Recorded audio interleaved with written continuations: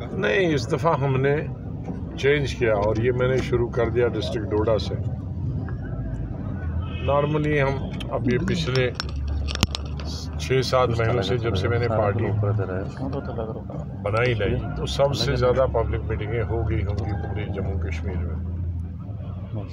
और इससे पहले भी जब मैं मंत्री के रूप में आता था, चीफ मिनिस्टर के रूप में आता था, तो उसको मानोलाग कहते हैं। हम अपनी स्टेज से भाषण करके गाड़ी में चढ़ गए, निकल गए, तो लोगों की बात सुनने का कभी मौका नहीं मिलता।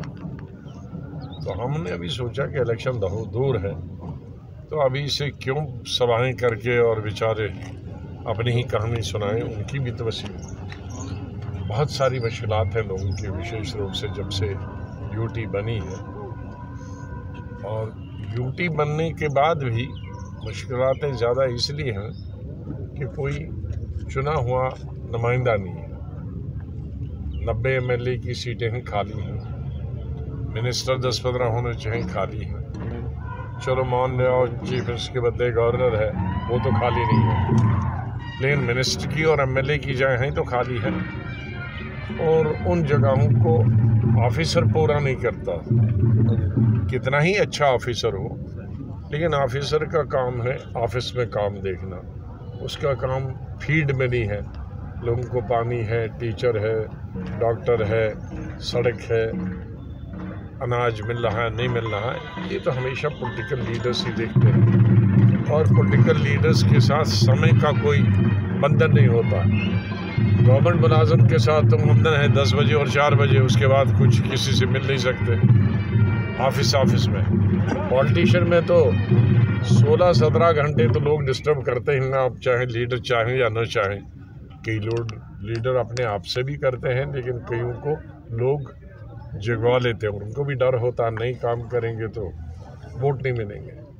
तो वो कमी इतने सालों तक चलना, 2-4 महीने 6 महीने तो ठीक है, लेकिन इतने अब 9 साल हो गए इलेक्शन हुए को, तो लोगों को बहुत तकलीफ़ है। इसलिए हम यहाँ सुनते हैं कि तकलीफ़ें क्या हैं। हम साथ में ये भी बोलते हैं कि हम सत्ता में नहीं हैं, सरकार में नहीं हैं, हम इसका हल नहीं निकाल सकते।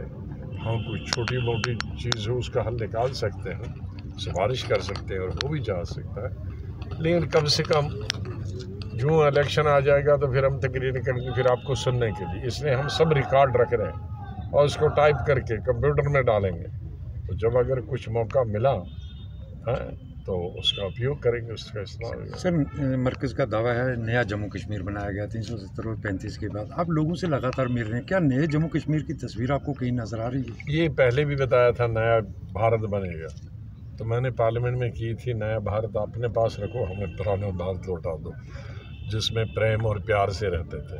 इसलिए नया कश्मीर की हमको ज़रूरत नहीं, हमें पुराने कश्मीर में की ज़रूरत है जिसमें आर्टिकल 370 था, जिसमें बाहर का कोई ज़मीन नहीं खरीद सकता था, जिसमें बाहर का कोई नौकरी नहीं कर सकता था, जिसमें स्टेटहुड हो, अपनी स्टेट के हम मालिक हों, अपने कानून बनाएं।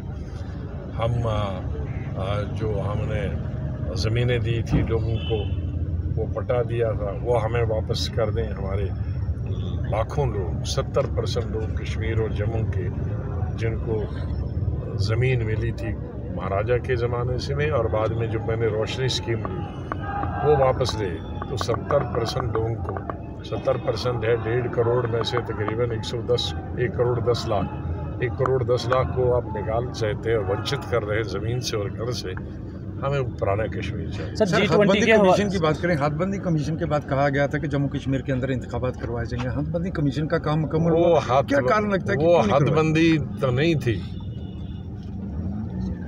मत पूछे तो अच्छी बात। सर, G20 के हवाले से 75 साल तक ऐसी हदबंदी मैंने हिंदुस्तान में नहीं दी। सर, पार्लियामेंट की नई बिल्डिंग का उद्घाटन हो रहा है, काफ़ी पार्टियां इसमें बहुत अच्छी हैं, विरोध कर रही हैं, आप क्या कहेंगे?